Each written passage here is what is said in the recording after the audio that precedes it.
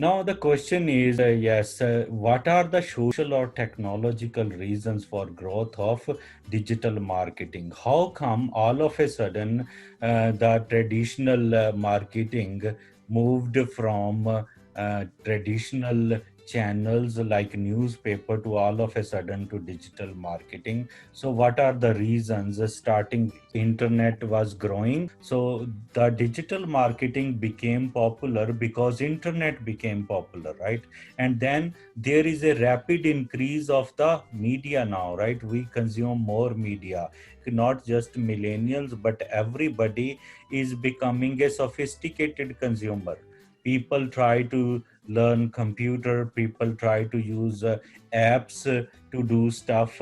So this is and customer retention. So we need not only to make new customers, but we want to retain the old customers.